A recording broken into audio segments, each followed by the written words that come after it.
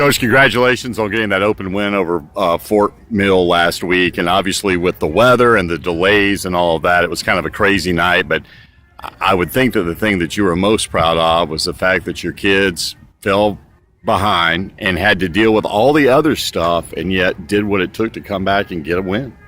Yeah, I think that's critical, and I think that goes to senior leadership. Something we've been kind of really talking about in the off season. We're going to have times where we're down. There's going to be things now that I expect it to have that kind of a hour. I think it was an hour and 45-minute delay. Two light poles going out. I mean, everything possibly could go wrong, and then be down 13-0. But we talked to them at halftime. That's where leaders take over when things get rough. You got to have somebody step up.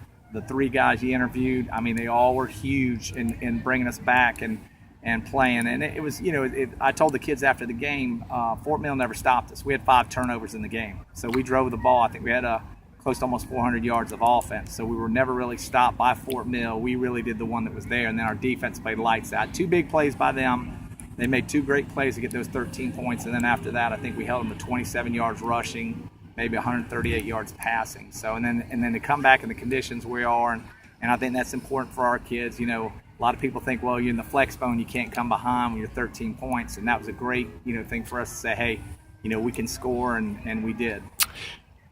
5 turnovers and beating a good, solid, well-coached team like Fort Mill, I wouldn't have thunk it coming in. How much does that tell you about this football team that they were able to overcome that? That's pretty special.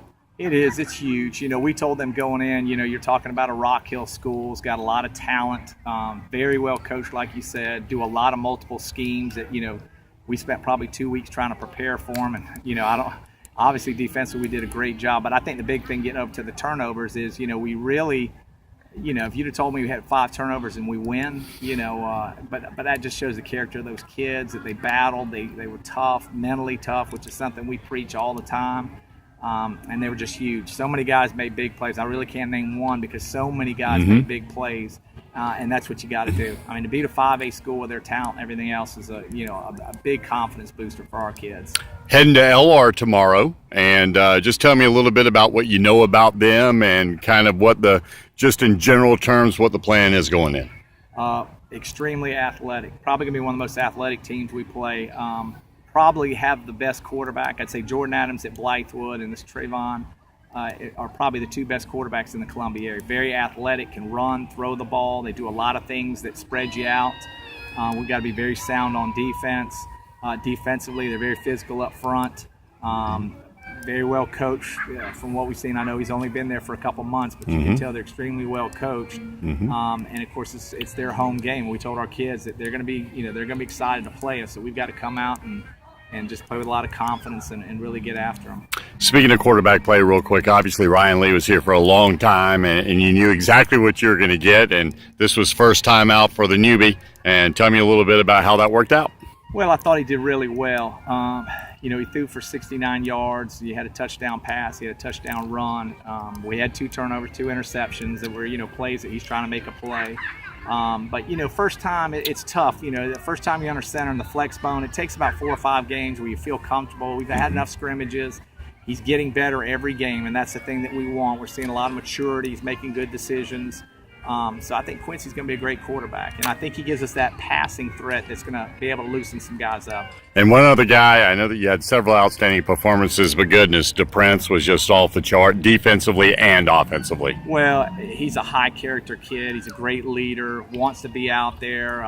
It's crunch time. He's bugging me. He plays defense. Coach, I want to go on offense. And that's the kind of kid you want. Even though it was wet and rainy and everything else, it was still humid out there, and he just kind of sucked it up. And he's an epitome of kind of what our seniors are like. We're not monsters. We don't have 6'6", 300-pound guys. We have a lot of guys that are very tough and very physical, and he's one of those guys. And he's one of those guys, a great motivator. He really pumps up his teammates. He's always the first one to congratulate them when they do good things. He's the first one to pick them up when things are not going well. And just great leader. Had a great game. He's really one of those guys where the old cliche says, like, I wish I had 40 of them. He's that guy, isn't he? There's no question. I wish I had 60 of them. So, but yeah, he is what you want. He is what when you define the word leader, you can put the Prince Haynes right underneath that because that's exactly what he is. All right, Coach. I appreciate the time. Good luck against LR tomorrow, and we'll see you next week. I appreciate it, Rich. Thanks for all you do for high school football.